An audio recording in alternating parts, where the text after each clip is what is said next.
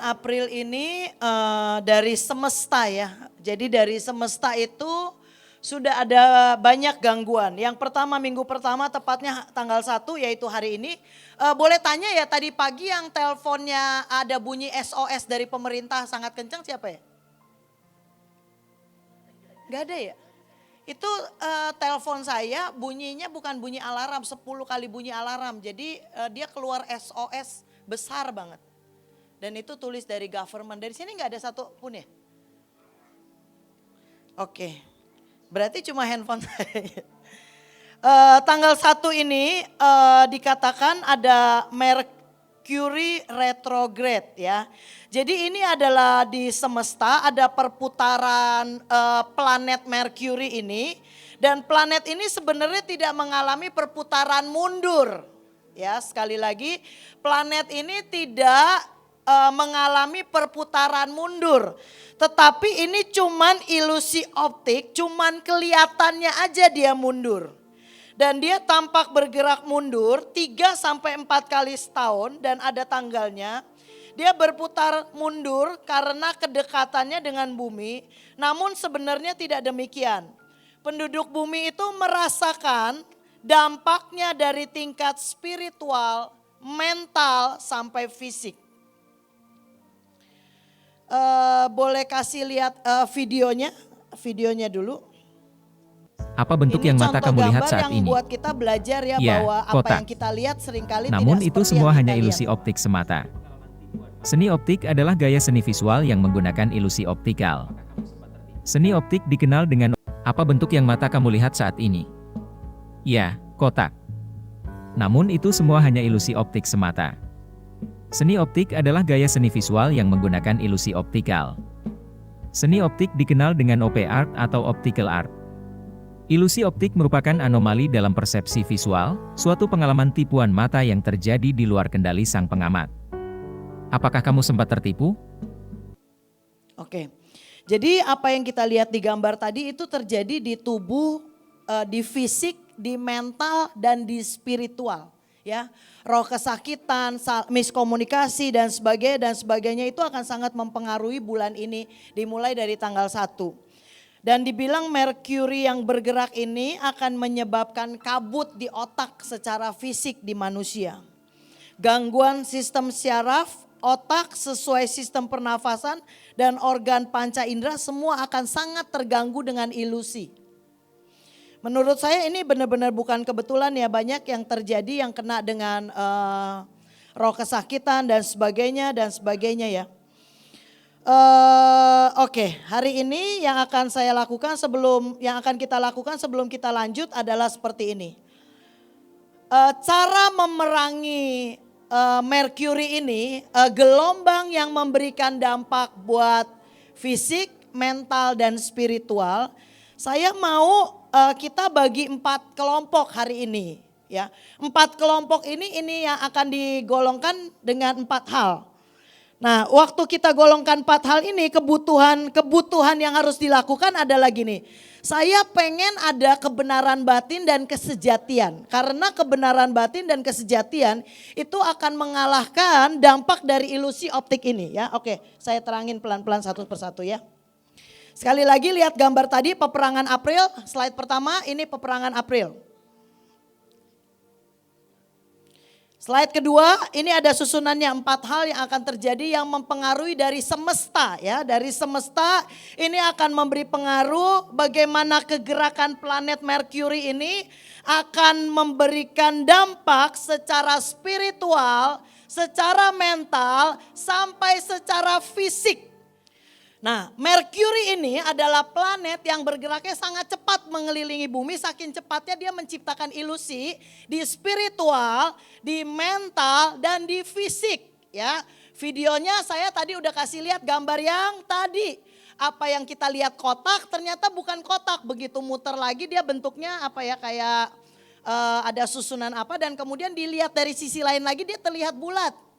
Nah, jadi itu secara spiritual mungkin kita merasa kita mengalami kemunduran, kita merasa nggak buat apa-apa, kita merasa salah melulu dan kita merasa ini efek dari planet ini, dari spiritual, mental sampai ke seluruh panca inderamu akan terpengaruh oleh gelombang ini.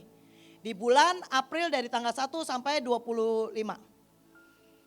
Dan ini akan sangat kuat. Nah, katanya planet ini tuh mendekati bumi dan dia bergerak mundur. Sebenarnya dia nggak bergerak mundur, dia kelihatannya mundur tapi dia nggak mundur.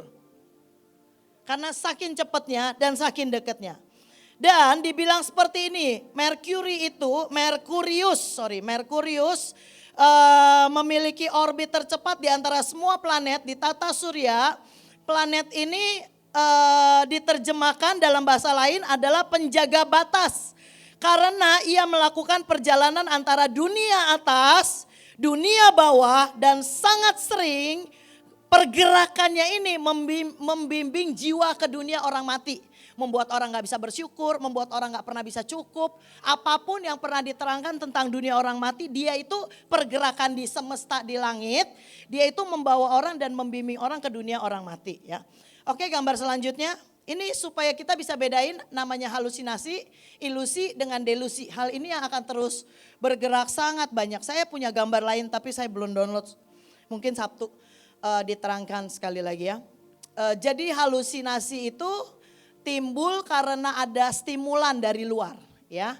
Tapi ilusi itu membuat kita misinterpret apapun juga. Dan kemudian delusi itu adalah sebuah keyakinan yang salah. Saya ini orang itu bilang ya, dia ngaca, dia lihat dia kayak Cleopatra dan dia sangat yakin dia Cleopatra. Jadi ini yang akan kita lakukan. Saya minta 4 golongan ya, saya minta tolong 4 golongan sesuai dengan petunjuk seperti ini. Golongan yang pertama yang benar-benar hidupnya adalah punya iman dan passionate buat lawatan. Hidup matimu menunggu lawatan dan gak ada yang lain. Sungguh itu dari dalam. Ya, itu golongan yang pertama. Jangan masuk ke area delusi. Yang tadi orang itu ngaca dan dia bilang dia Cleopatra padahal dia bukan Cleopatra. Artinya kalau saudara tidak golongan yang satu yang sungguh punya iman, passionate buat lawatan, hidup dan matimu menunggu lawatan, gak ada yang lain, baris di nomor 1 ya. Nanti mohon minta maaf Ibu, nanti mungkin Ibu yang berdiri di situ ya. Oke, yang kedua ya, ini ekstrim ya. Yang hatimu hari ini sangat dingin.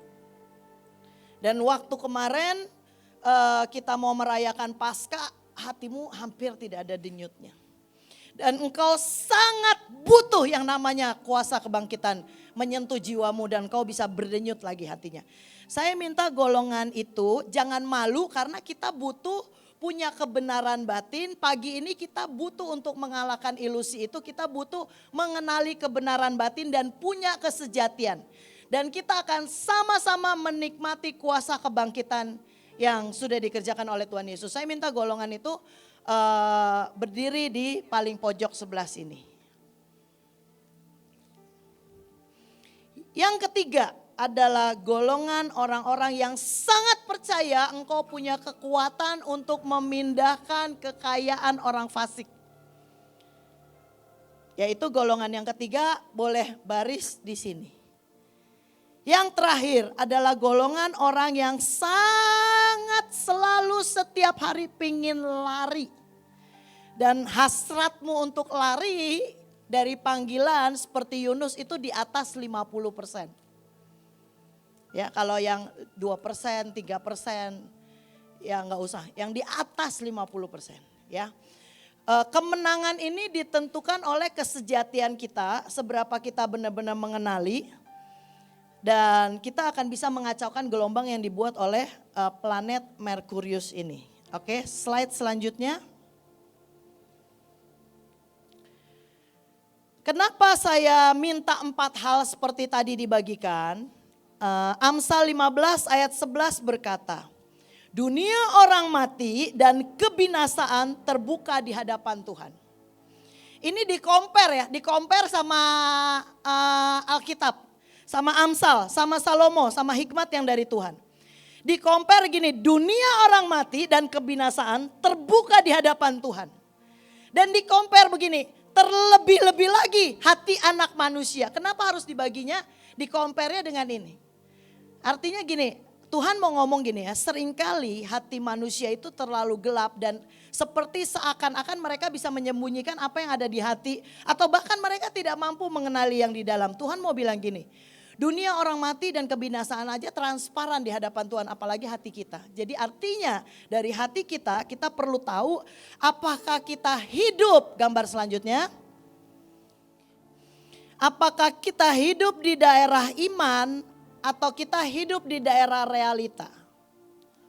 Dan antara iman dengan realita ada yang namanya gap. Gapnya harusnya gak sebesar ini ya, bisa dikecilin lagi. Gapnya mungkin sangat kecil buat para pemimpin. Gap antara realita dengan iman, disitulah yang namanya ilusi, delusi, halusinasi, permainan motorik syaraf yang dilakukan oleh gelombang di udara karena planet ini, itu yang akan membuat orang getting crazy. Karena iman dan realita itu ada gapnya dan mereka jadi bingung. Di situ tempat mainnya iblis. Balik lagi ke ayat dunia orang mati dan kebinasaan. Dunia orang mati dan kebinasaan terbuka di hadapan Tuhan, lebih-lebih hati anak manusia. Sheol. Ini adalah dunia orang mati dan Abaddon. Jurang maut, tempat penghukuman kekal. Itu terbuka di hadapan Tuhan. How much more the hearts and the inner motive of the children of man. Menurut saya ini gimana pun juga akan mengalami yang namanya pengujian dan pemurnian, itu pasti. Jadi kita tidak bisa baris di golongan hidup mati kita sungguh buat lawatan. Sementara jeritan hati kita yang paling dalam sebenarnya banyak hal yang lain. Kita cuma perlu baris di tempat kita dengan jujur. Dan sama-sama 4 golongan ini akan sama-sama menuju satu arah yang sama. Yaitu kesatuan iman. Yang patokannya adalah begini. Kisah Para Rasul 13 ayat 41. Ingatlah hai kamu, hai penghina-penghina, tercenganglah dan lenyaplah. Sebab aku melakukan suatu pekerjaan dalam zamanmu, suatu pekerjaan yang tidak akan dapat kamu percayai jika diceritakan kepadamu, yaitu lawatan. Di Kisah Rasul 2 ayat 17 ya. Nah, lagu yang akan kita nyanyikan, kita akan menyatukan hati untuk iman, pengharapan dan kasih. Ya, saya percaya akan ada gelombang kasih yang menggendong, mengirimkan gelombang kehidupan dan kuasa kebangkitan buat saudara-saudara yang hatinya mengalami flat together. Kita akan bersama ya. Selama ini kita itu kan nggak jelas ya, maksudnya gini, ada roh kesakitan. Menurut saya banyak orang bingung gitu. Gue ini sakit bener, ditusuk, dicuri uangnya gitu ya. Kenapa kita merasa ini kok kayaknya jadi aku yang salah ya, aku yang ditipu, aku yang dijahatin.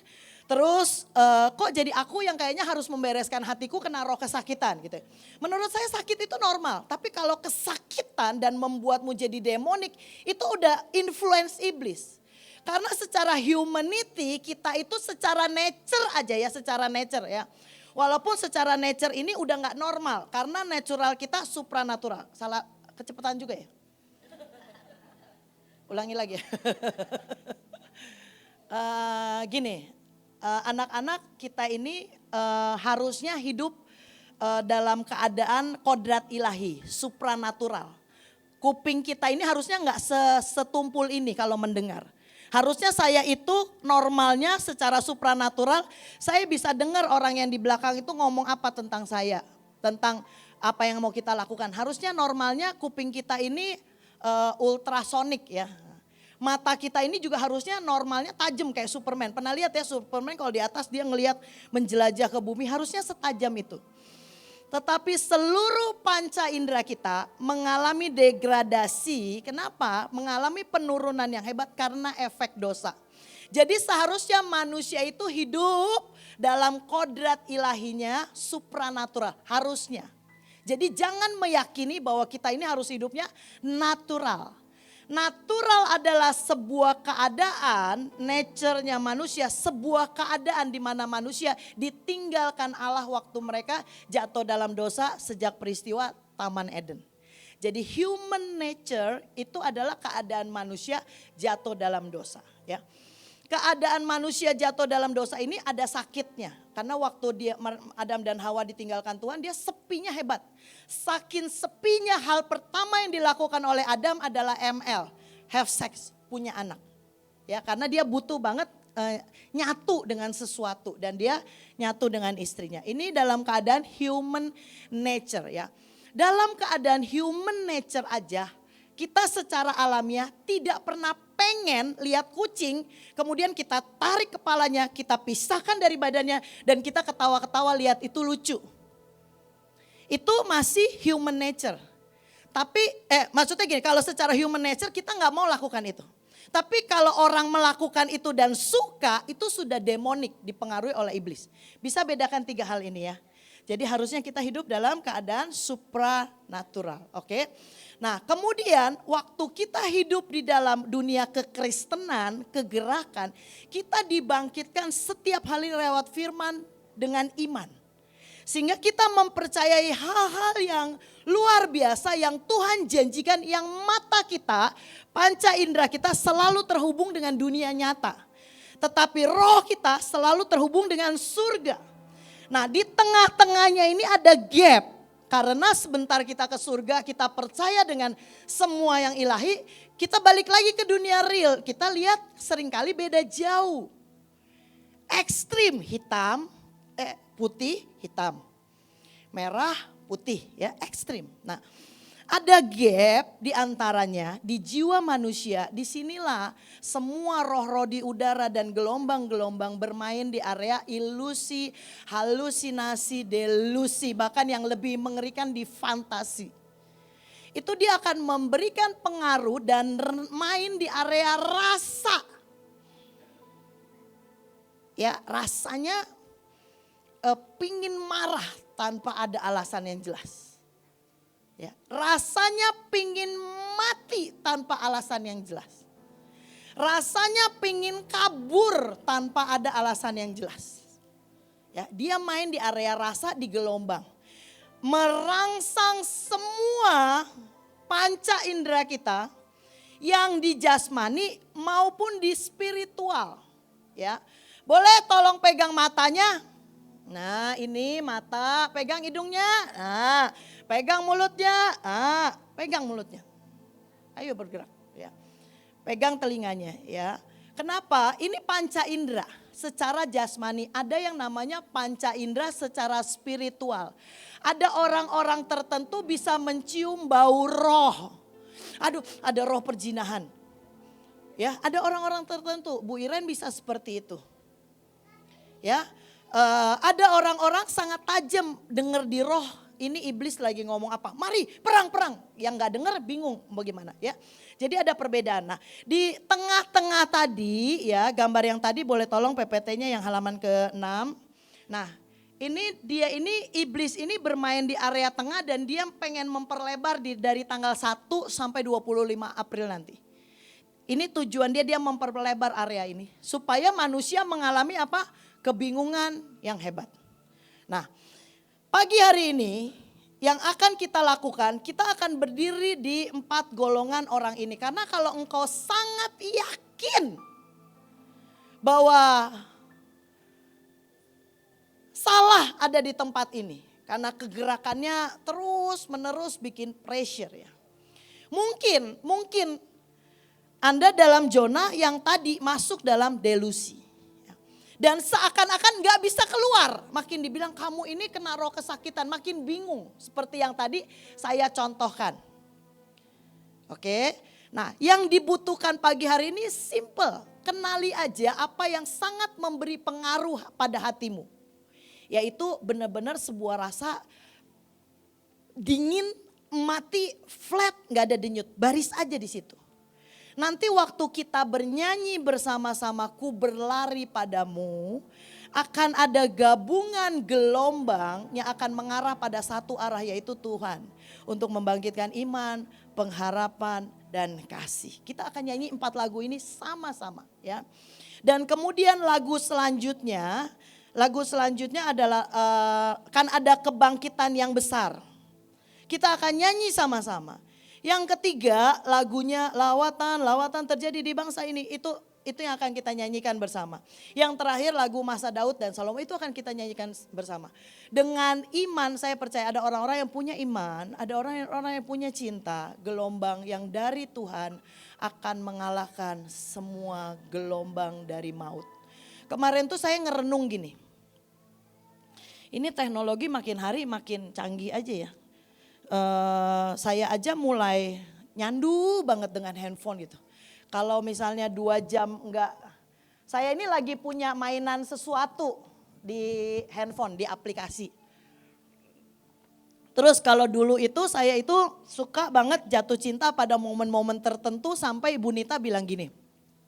Ruth, orang itu pubernya sekali 2 kali loh, lu udah 12 kayaknya gak kelar-kelar puber lu ya.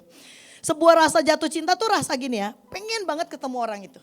Pengen banget membangun sesuatu sama orang itu. Tahu nggak, saya kecanduan satu aplikasi di handphone 10 kali lipat nyandunya loh. Sampai saya pingin banget lihat. Makanya kalau saya sudah sangat ingin lihat, saya matiin. Tahu nggak, sampai saya beli khusus satu handphone cuma buat lihat aplikasi itu. Ngeri ya. Saya lagi mengagumi kengerian yang dibuat oleh teknologi ya. Dan kemudian hati saya berangsur-angsur mempercayai hebatnya gelombang yang akan dibuat oleh teknologi untuk menghancurkan manusia. Tiba-tiba Roh Kudus datang ke kamar saya dan bicara.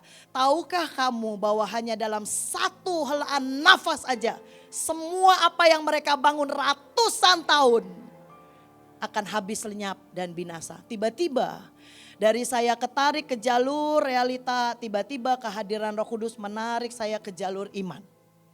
It's happened to me. Tampaknya tidak happen to you all. Ya, ada kecanduan-kecanduan yang kita perlu kenali, dan waktu kita mengenali, kita punya kita jadi bisa treatment diri sendiri ya. Tapi kalau nggak dikenali, nggak masa bodoh, nggak mau tahu ya, akhirnya pelan-pelan sinking gone with the wind ya.